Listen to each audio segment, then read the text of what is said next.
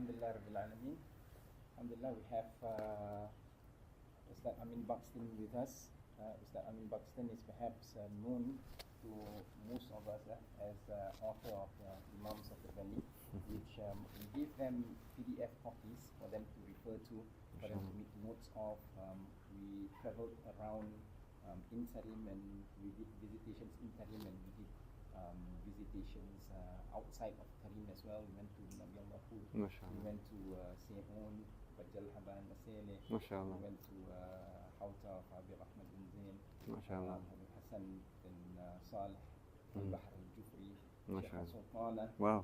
So we did all these visitations, and I did the curation for the visits, for most of them. We had Zulkarnain, one of our Singaporean students in the Dar, to Mishta and the masjid of Muhammad bin Hassan Jamal bin Lain, but I did the rest of the curation, alhamdulillah. And we were wondering actually if Ustadh Amin can actually give us some thoughts on the meaning behind these visitations, and also, I mean, I think a lot of us are trying to connect spiritually, to the people whom we visit, those who are alive and those who have passed on. So maybe you can just share something, something from your experience, or something from the books, as to how we can give meaning to these visitations. Inshallah. Okay, so that's just my introduction. I think you all also know a little bit about Ustadh Amin. So I'll just leave this to Ustadh Amin Buxton, inshallah ta'ala. Bismillah. Jazakumullah khair. Bismillah ar-Rahman ar-Rahim. Alhamdulillah Rabbil Alameen. Allahumma salli wa sallam ala Sayyidina Muhammad wa alihi wa sallam. Jazakumullah khair. It's very nice to be here. I'm very honored to share Khairuddin and Amir Iskandar and all the, mashallah, blessed brothers and sisters, and have a good, had a very, had a very nice time in Singapore when I came. Had good memories of the place and the people, mashallah. You're very blessed. There's in Singapore you have those, connection to these blessed places. But yeah, I guess I don't know. Many of you are coming for the first time. It might be a bit overwhelming. Just you've done so many visits. I'm like, I don't know how is that, like in 1 week. Have you done all those visits, or like it's go easy, Sometimes it's a bit overwhelming just to be kind of thrown into the deep end and doing, going from one place to the other, and perhaps not understanding what's going on. So yeah, where do we start? It is overwhelming. I think you're coming into this this culture, or this manhaj, this way, this system, and it's maybe not, you hear people talking about it, but maybe it's different when you actually experience it, and what's actually going on when we visit these people, and why do we need to visit these people? What's the importance, and why are things done in a certain way in this place? Different from somewhere else, if you travel to Syria, or you travel to Egypt, there's a different way of doing things. There's a different manhaj, and that's one of the beauties of Islam. The Islam in Southeast Asia is different from Islam in India, and Tarim has its own unique, way of methodology and way of doing it, which has evolved over hundreds of years, and it's built upon. But the foundations, in a way, they're common. The foundations are common across the ummah, but there's certain things which are unique to way the things are done in Tarim and Hadramaut, and it may not be your cup of tea, as we say in English. It may not be your thing.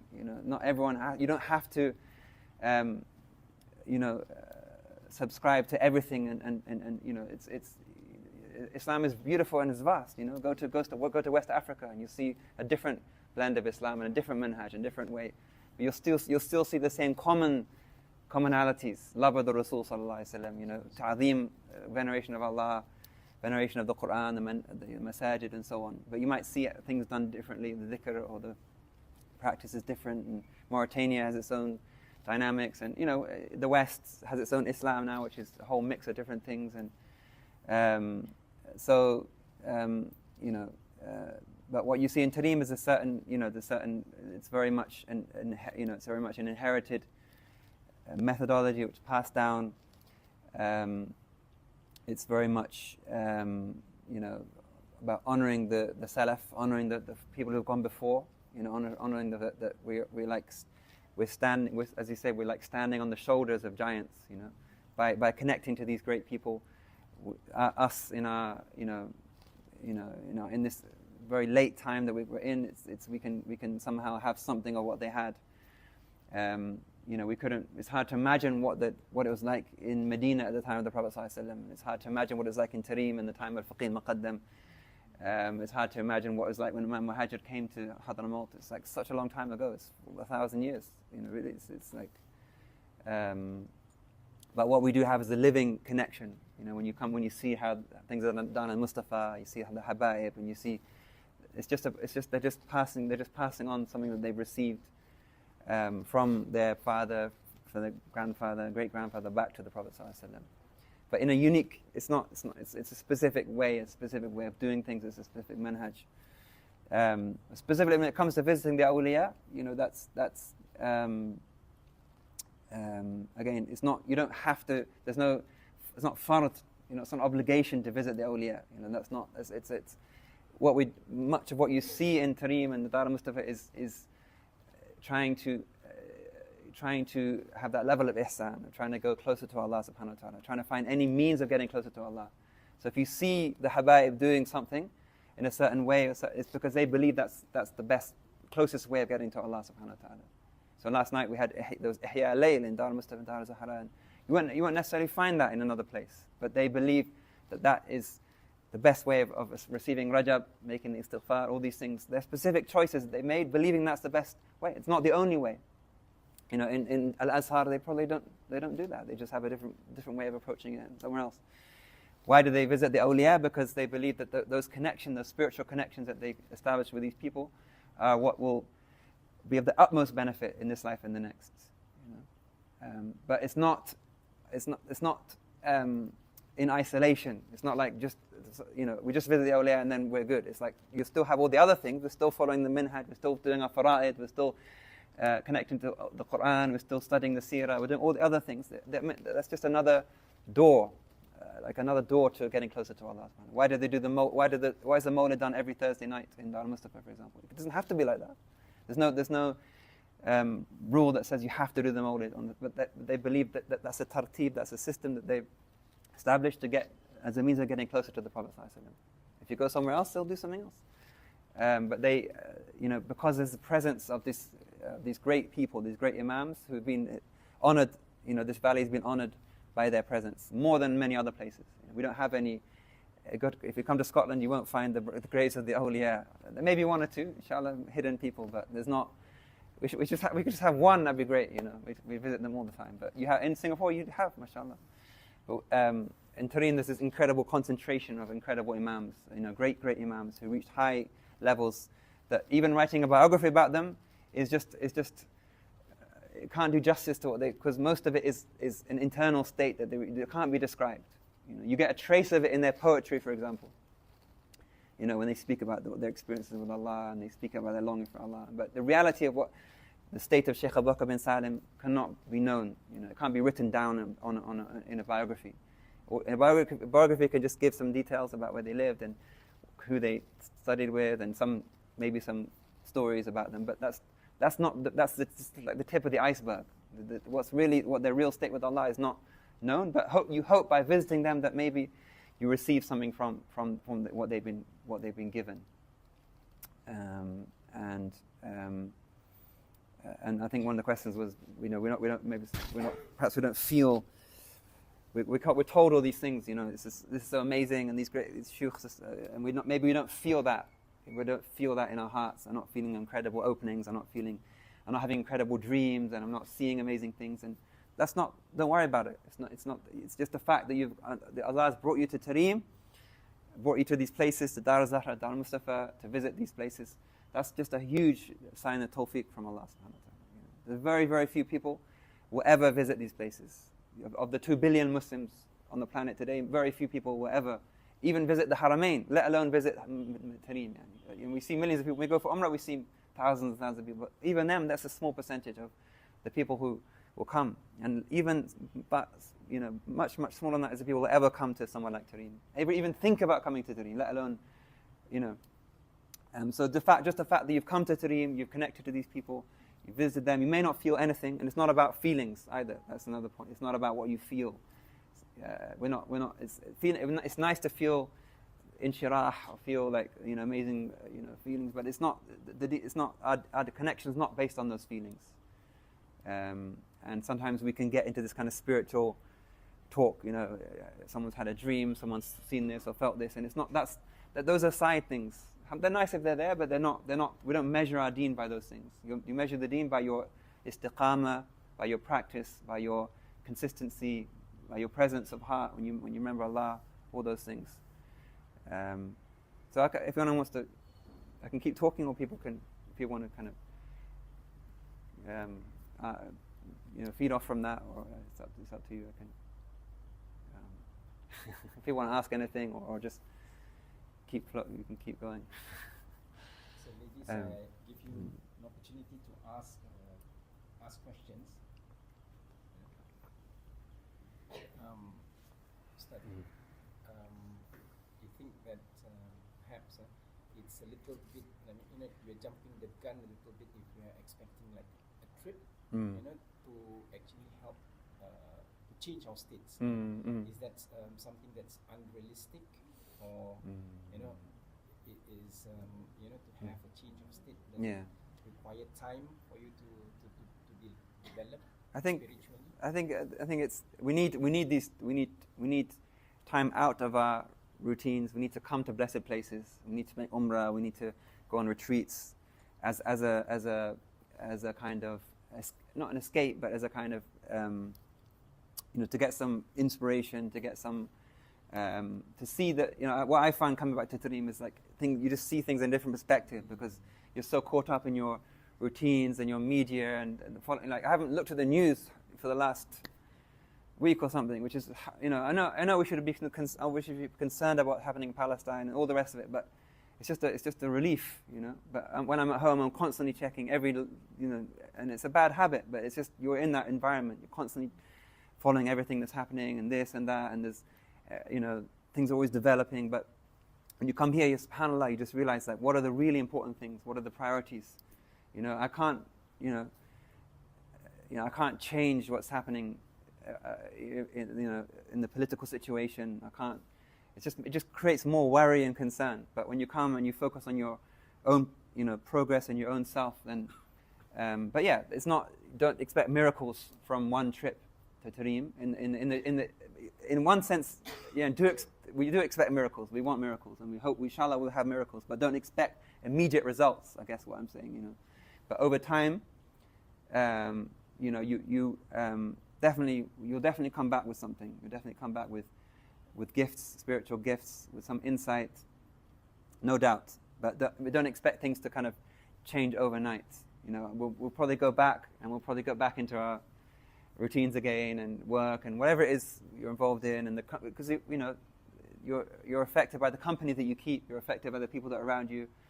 That's another sign is that like when you come somewhere like here and everyone's in that traveling in one direction, everyone is remembering, everyone's doing the trying their best to seek Allah, and they take you with them, But when you're back at home, everyone's sort of going in the other direction, so they pull you down, That's why Imam Ibn Ata'illah said, don't only keep company of someone whose words inspire you and whose state lifts you. The meaning of the hikmah, But we may not have the luxury of having that. We don't necessarily, we just have to be realistic.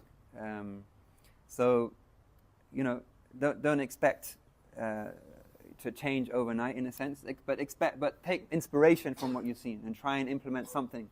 You're not going to read all the adhkar that are read, every day, the Indar Mustafa.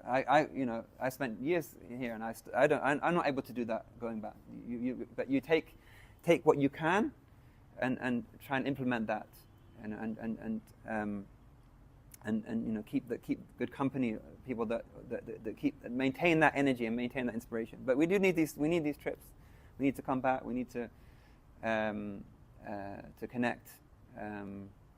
But again, a lot of the teachings are about the hard work that you have to do on yourself, which is we want kind of openings and everything's going to happen like that.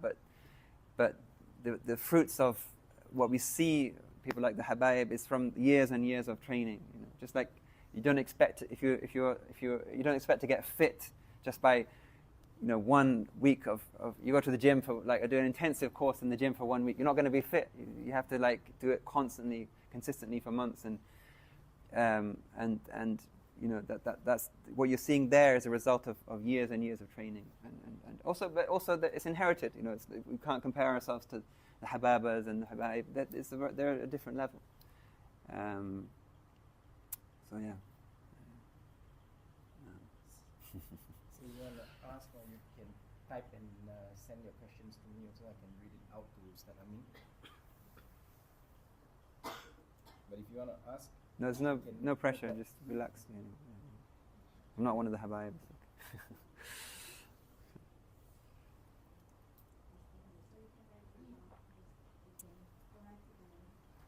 yeah, you can send me.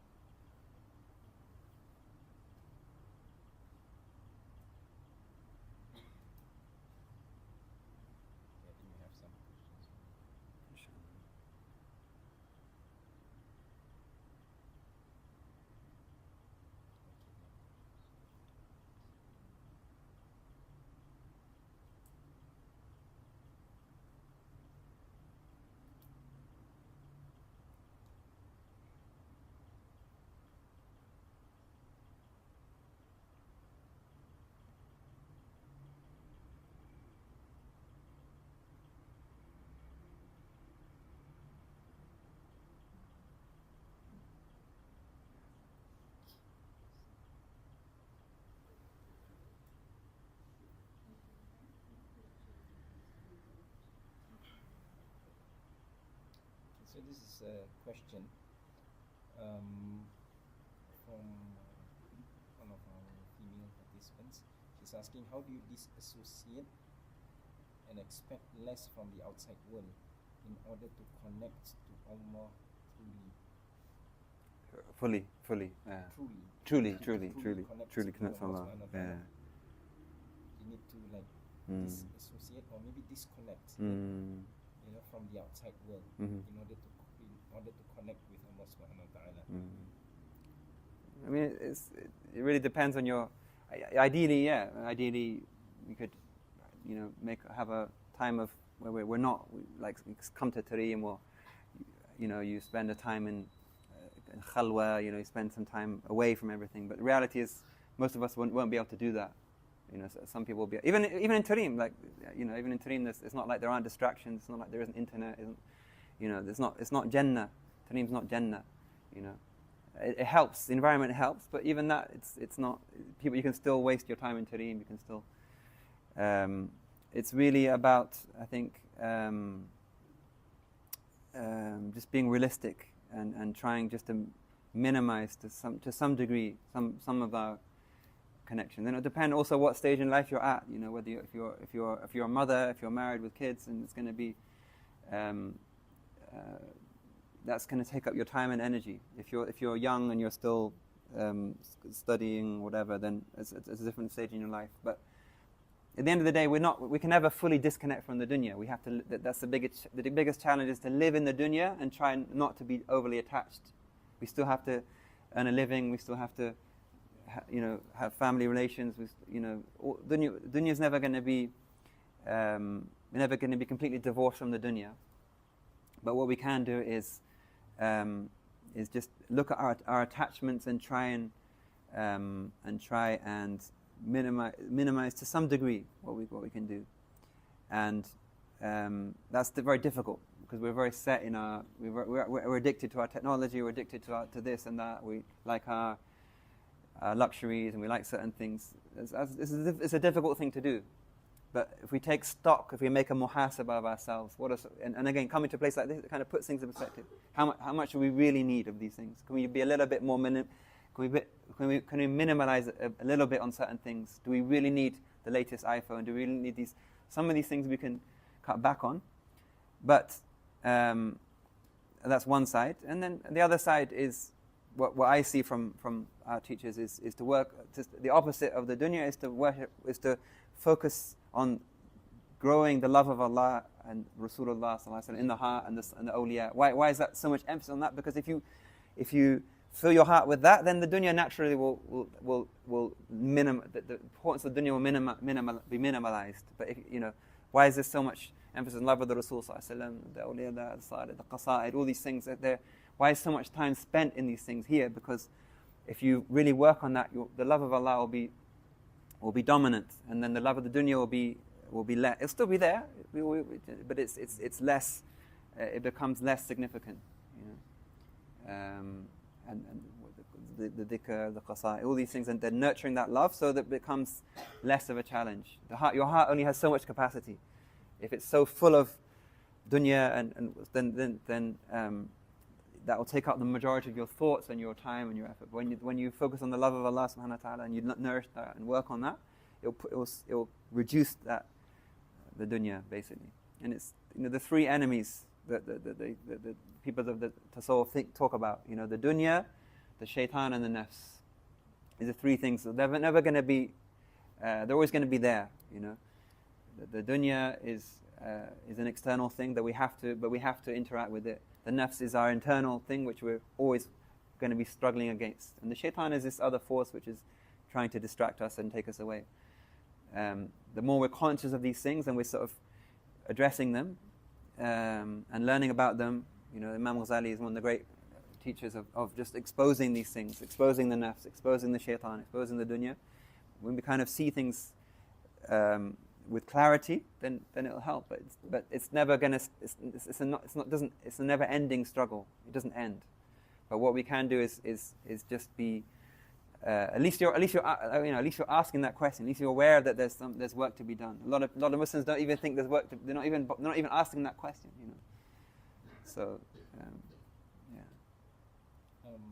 I'll ask these two questions because I think that they are somewhat related. First one is. As you were preparing Imams of the Valley, which Imam or Awliyas, which stories impacted you the most? Okay. We have another one. Okay. So, as someone who is familiarizing herself with these great Awliyas, do you have advice on how to start? Perhaps to form certain connections with them, considering that there are so many. Yeah, there's so many inspiring stories. Yeah. I think the reason that what happened was that Habib Abdul Qadir Sagaf passed away. I think it's 2012, and everyone was like, this great Imam has passed away, and there was nothing about him. We didn't actually know anything about him at all, So I thought, let me just. The scholars, they write biographies. So that's how I wrote something. That was kind of the first thing. Because I felt like, how can we sort of mourn this great Imam who's passed, and we don't know anything about him, and that's kind of often the case. Even I've been in Tarim for a number of years. We always go Zambal and Faqih Muqaddam, Sagaf, and we don't ask anyone, what do you actually know about these people? So I thought that was kind of like the trigger to kind of write about them. Also, we went to visit Aden at that time. Again, Imam al-Adani, heard about this great Imam. And again, you don't know anything about them. So it was just like a desire to kind of, for myself, to know more, and then sort of share it with other people. It wasn't planned to be a book or anything. It just kind of, and then someone's coming to Tarim, who are the main people that they need to know? I think it's confusing because there's so many names and there's so many, and they're all from different places and times. And even when you go to Zambal, we got a couple of families who had just come from Scotland with us actually, and I just talked about 5 because if you start talking about 10 or 15, you forget. You start about 1, you've already forgotten about who this is and how they connected. It's just you don't need to know the name of every single one, and it's more. And even like I said about the biographies, it's not the information. You don't need to know what date. You don't know what date they were born and what date they died, and it's not like history when you study at school. The King George IV, and it's not about that at all. It's just that all you need to know is that they were great people, and they connect you to Allah subhanahu wa ta'ala.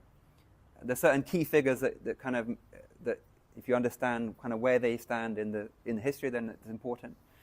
But even that, it's not. No one's gonna. It's not a test to know how much information you stored about them. But say for example, it's important to know that Imam Muhajir obviously is a key figure because he's the first. He's the grand. He's the ancestor of all the Habaib, and he's the one that made the hijrah and established things here. So he's very important. Then you have Faqih Muqaddam because he is the kind of father of the tariqah, the spiritual path.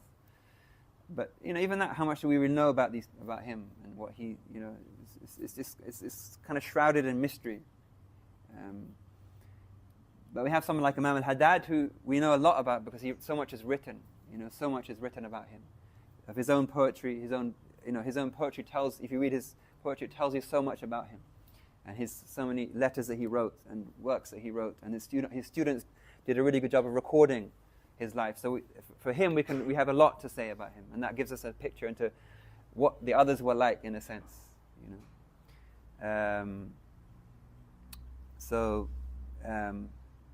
Interestingly, actually, there's a biography of Habib Ahmed Mashhur al-Haddad. You might have seen.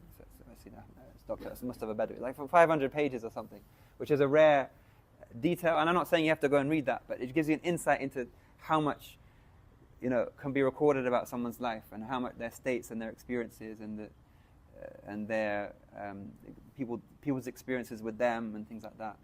But of the ones that are 500, 600, 700 years, we don't know that much about them really. We don't know that much about them, but we have a good opinion of them and we try and connect to them. But don't worry too much if you don't know the name of this person or that person. If you've done so many ziyaras in the last week, you probably can't remember who they were and how they connect to each other. So don't worry about it. Don't worry about it. Just the fact that you visited them and connected to them, alhamdulillah, it's a huge blessing.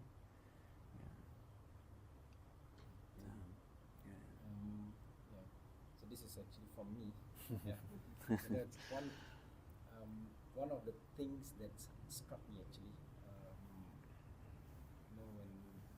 When we're in these Muhibbin circles, when you look at the biographies of the Habaib, you find that they don't write many books, and sometimes you wonder, especially earlier on, I wonder like, what were they doing? How can this person be more, more a bigger figure than say Imam Nawawi, who wrote countless books, Imam Ghazali. Why honor them to that extent? So do you have any thoughts about that? Imam Nawawi is he's recognized by all, and he's an expert in his field, and he was a wali of Allah as well, and a great imam in many different areas, and Allah chose him for that role. And Allah chose him to do that, but there was many other people in his time and place that were also great people that we don't necessarily remember. And same here. There was most of the vast majority of the Ba'alawi imams are unknown, very very relatively unknown, except in certain circles. But that doesn't mean that Imam Nawawi excelled in his field, and some of these people they excelled in their field, which was their walaya and closest to Allah subhanahu wa ta'ala. It's not measured. It's not like a league table, like in the whoever scores the most points is the top of the league. It's not about that, And even when we compare like the Sahaba, it's a very like, who is better than who? Yes, is Abu Bakr better than we obviously Sayyidina Abu Bakr is, he's a Siddiq, but maybe Abu Dhar was superior to him in his zuhud or something. That, you know, it's like, how can you measure things which are not measurable? That you can measure something in terms of books that have been written and certain output and things like that. But in terms of like state with Allah, how can you measure those things? You know, how can you measure those things? Mahbubiyya, someone who's how beloved is. How can you measure how beloved someone is to Allah? The fact that these countless people in Zimbabwe, we don't even know anything about them, but they are, you know, they're recognized as being great imams by the people of their time and the people afterwards, and it's a secret at the end of the day, a secret of how beloved they are to Allah subhanahu wa ta'ala. But obviously, yeah, we're not saying who they're superior. Imam Nawawi is superior or they're superior. Imam Nawawi is recognized. Imam Ghazali is recognized for what they contributed to the tradition. But these people had their own place with Allah subhanahu wa ta'ala. Who knows who will be in the highest place at the end of the day, you know, on Yawm al-Qiyamah. Allahu a'lam. So, I have 3 questions from the same person. Okay, so from the same questioner. So, how do you discipline yourself? You know, to remain, to have presence of heart, to stay connected with these people that we visited. Number 2, how to handle challenges once you're back at home. You know, to remain istiqamah as the environment is totally different from here. And number 3, how do you manage your expectations as the only constant is change? As the only constant is change. Only constant is change. MashaAllah. MashaAllah. The first one is presence of heart. Presence of heart in ibadah or presence of heart with the how do you maintain? Stay connected. Yeah, stay connected with them. I mean, to stay connected with them, it's you know, it's part of our practice. You know, we read the awrad. You know, everyone should have a practice of reading something of the awrad. And again, don't be. It's overwhelming how much is recited in Dar al Zahra. You know, just even if you just had one thing that you stuck to, and everyone's going to be at different levels. Some people can read better than others. Some people are more used to the Arabic. Some people are just, if you had something that you just were consistent in, that will connect you back to them. So if it's just if you can do Wad al-Latif, for example, and make that consistent, that's amazing. That's brilliant. That connects you to the shuyukh, because you've taken that from a chain of connection back to Imam al-Haddad and back to the Prophet ﷺ. And then obviously if there's gatherings that you can attend, in the mashallah Singapore you have certain gatherings, and if there's a weekly mawlid you can attend, and if you can't, just do something, do something in the house, or do both. I mean, if you can attend a bigger gathering once in a while, great, but start something in your house, even just something very simple. We don't, it doesn't have to be something amazingly elaborate. Maybe we find it difficult to read the mawlid or read the burda, but just get a few of your sisters or your brothers and just family, just read something very simple. Read a little bit of a little qasida that you'll know. Just don't underestimate this. Just doing something on a small scale with people that are close to you. You don't have to know all the kind of all the qasidas and everything, but that connects you, and making intentions. Why do we have, like, at the beginning of gatherings, the fatihas and the intentions, all these kind of things? It's so we establish that spiritual connection to the people that we're trying to connect to. After every salah, for example, in Dar Mustafa, there's a special fatih that's recited. They don't used to say it out loud, but they do a fatiha for the Ahl Kisa and for the Imam al-Muhajir, for Muqaddim. After every salah, they do that. So if you're doing that after every salah, it only takes a few seconds, but that's connecting yourself. You're remembering them. If you love someone, you remember them. If you love someone, if you love the Prophet ﷺ, you remember him all the time, and you send him messages. You send salawat to him. If you love these people, you send them messages by sending them a fatiha, for example. And it's all, they do a fatiha that Allah gives this gift to the Rasulullah and the Ahl Kisa and all these people, and that Allah accepts our salah as well. So you're getting benefit from that fatiha. Why if you read the Ratib, for example, there's all these fatihas at the end. It might seem a bit confusing, a bit long, but it's all that idea of connecting back to them, constantly, connecting back to them. But again, I think a little is a lot. I think that's the important thing. A little is a lot. You don't have to do all the stuff you don't have to do the Mawlid every week. You don't have to do all these things. But even a small practice that you do in the house with your family on a regular basis, your own, that will have a big impact. And you're connecting to the, and also then following what you can. If there's lessons that you follow of Habib, if you want to, so again, it's not even just. I don't. A lot of people, I don't necessarily watch the whole Mawlid every week that's from Tarim, but I might just once in a while just watch a little bit of it or listen to some of the qasa'id. It's just something that it's an hour and 2 hours long or something. I know realistically I'm not going to follow that every week, but just once in a while just tuning into something, and there's translations, or there's even just the Arabic, just a little, getting a little, almost like a little sip, from that gathering. And so much of the stuff is now online. You can follow it, but you don't have to. What I'm saying is, you don't have to follow the whole thing. Just the 5 minutes. Just see Habib and he's giving a talk or he's making a dua. So that's number one. Or maybe two. Two and three were kind of interwoven. What was two? Number two was how do we keep it up when we go home or something? Yeah. That was two as well. So two was how to handle challenges once you're back home, to remain istiqamah as the environment is totally different. Yeah. And how do you manage expectations as the only constant is change? It's all like it's just, but don't be too hard on yourself. Just you see people. You might see Singaporeans or people who've lived here for a long time, and they're doing a certain amount. You're not necessarily going to be at that level. You just have to look at where you are yourself, and what you can realistically practice, what you realistically can do in your own situation where you are with your family.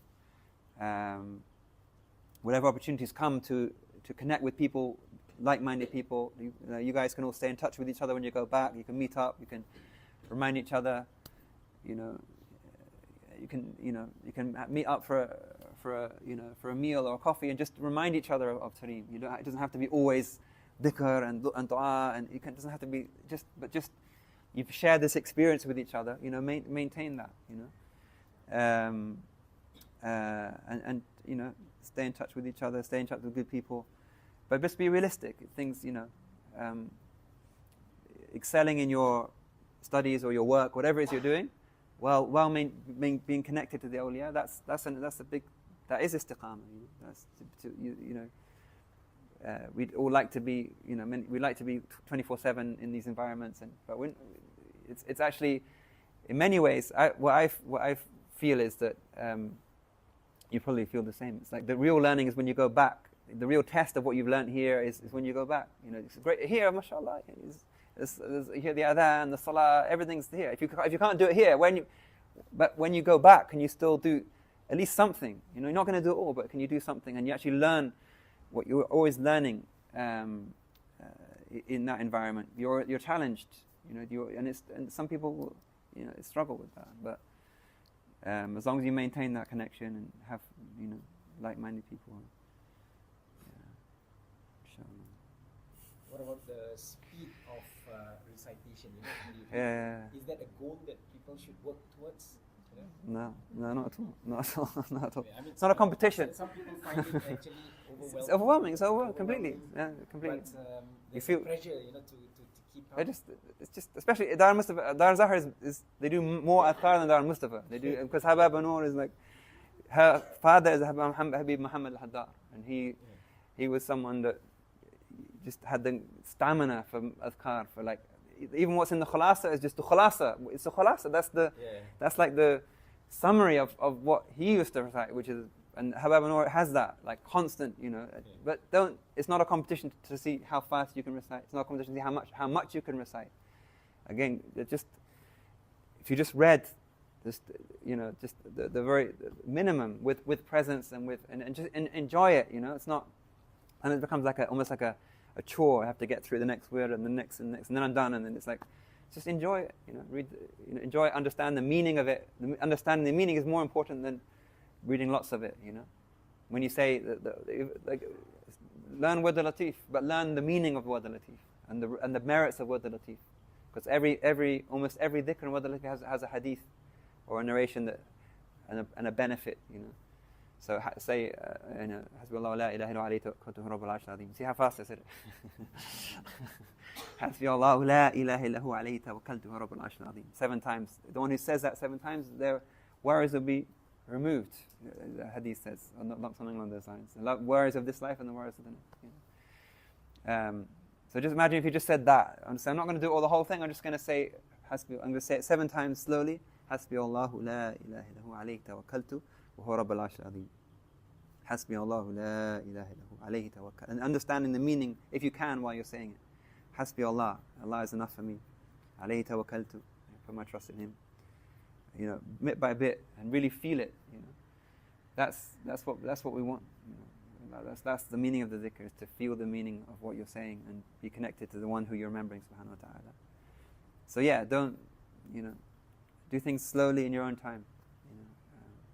And if it takes you a long time, that's fine. It's fine. If you can't do the whole of Yasin, just do the first page. And work towards doing the whole of Yasin. If that's, everyone's at different levels.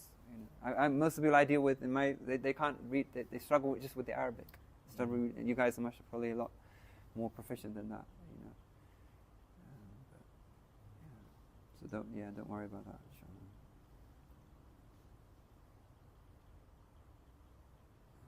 Any other questions for Ustadh Amin? I'm just tired now. Long day. Going to Da'an tomorrow, inshallah. Iskandar, you want to add any? You give us some nasiha.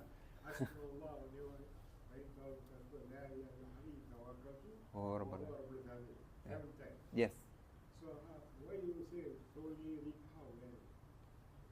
I was just saying, like, as an example, why, instead of like what we normally do is read it 100 miles an hour, and try and get it finished, just stop and think about what you're saying and the importance of what you're saying and what and the merit of what you're saying.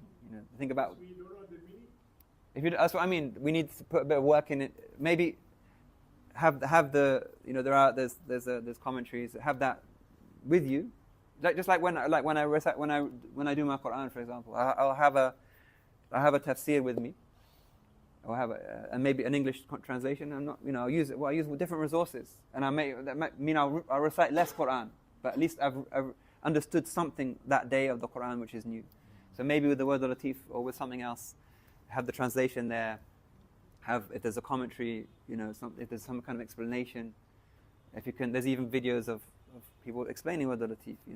Maybe like anything, the more you understand of it, the more you get out of it.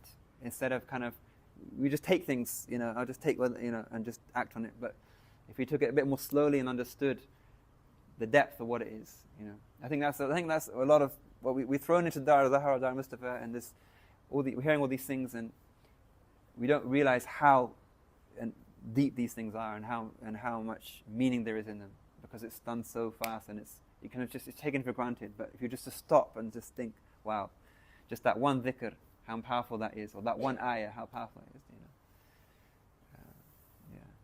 I don't know. Any last questions, Ustadh Amin? And you find that with converts as well, someone who's new to the faith, they surprise you by noticing something that you hadn't noticed.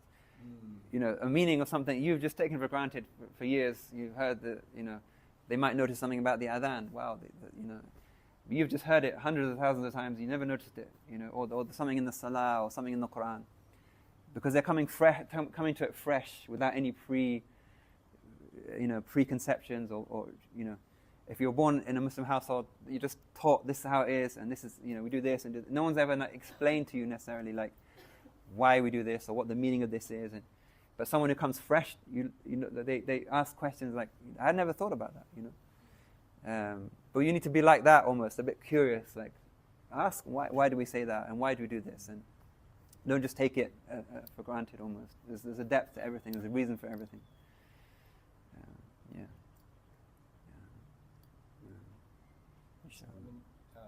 Just one last question from me.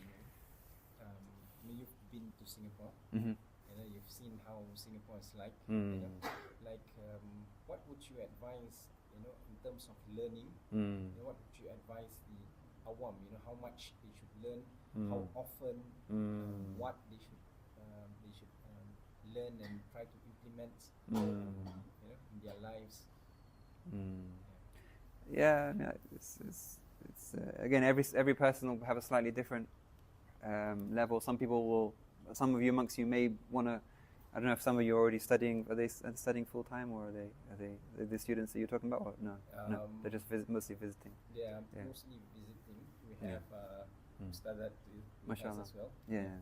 So you're at different levels, but I think what I see in Tarim is there's different levels of kind of we could say religiosity. There's different levels of practice. But even the average, even this kind of taxi driver, the average kind of guy will most of them will still attend some kind of gathering. Maybe not, but a lot of them will still attend some kind of gathering, like the Mawlid this morning in Masjid Mihdar. That's awam and nas. The ordinary people are still attending that, and they're getting spiritual benefit from it.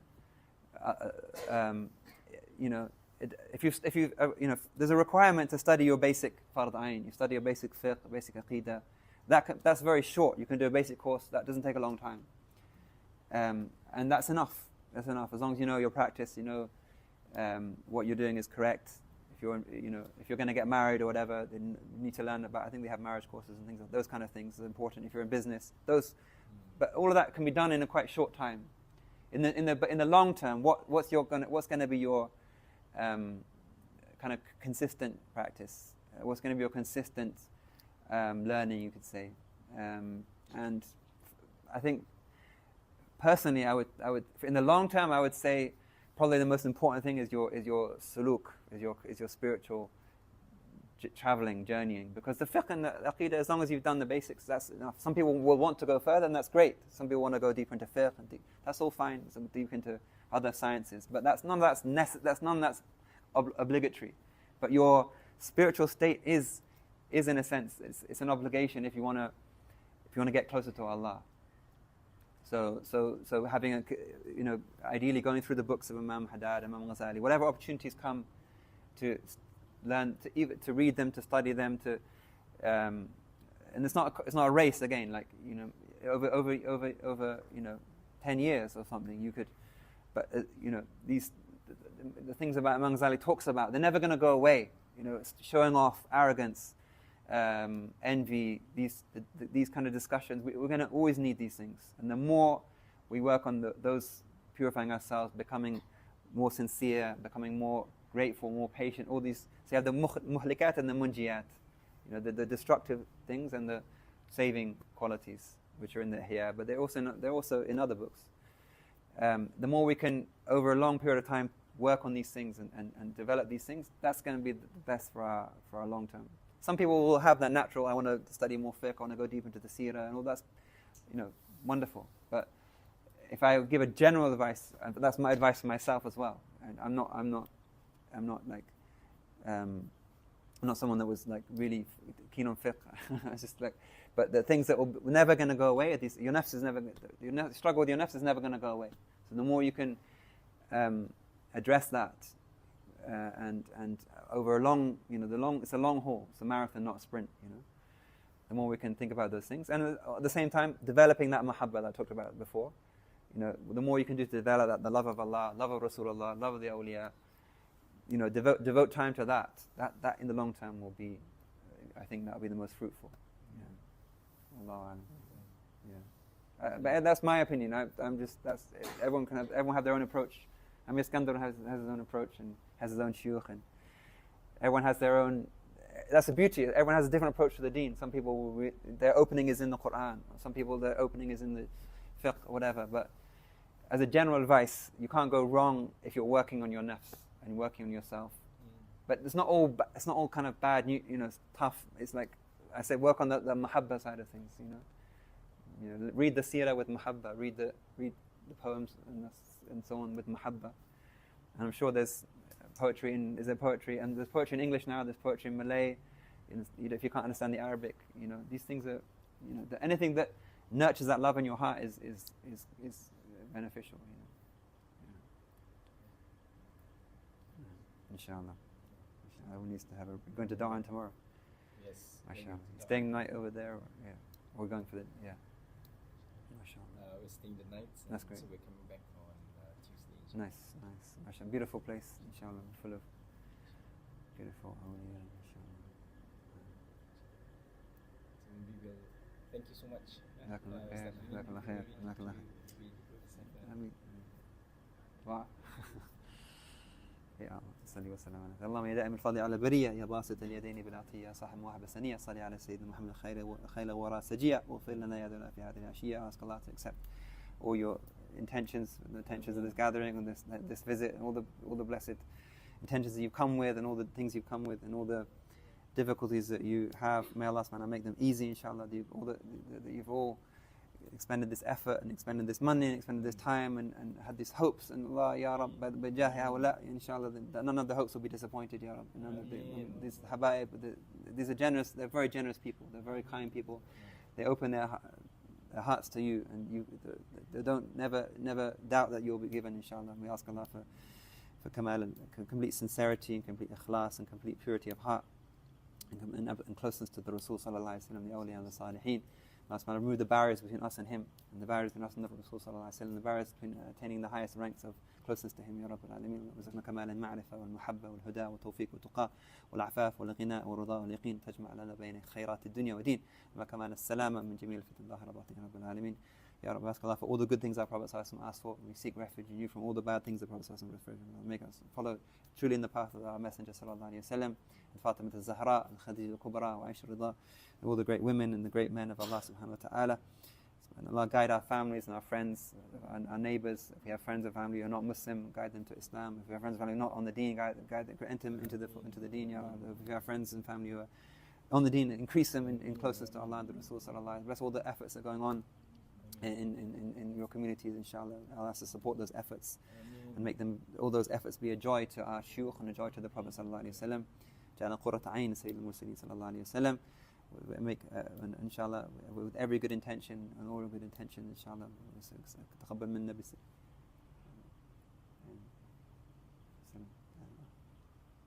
كمل.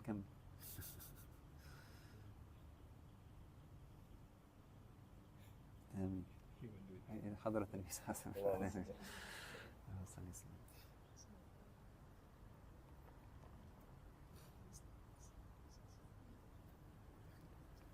Alhamdulillah.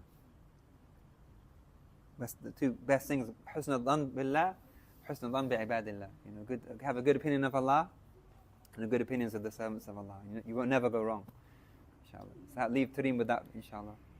Alhamdulillah. Thank you so much.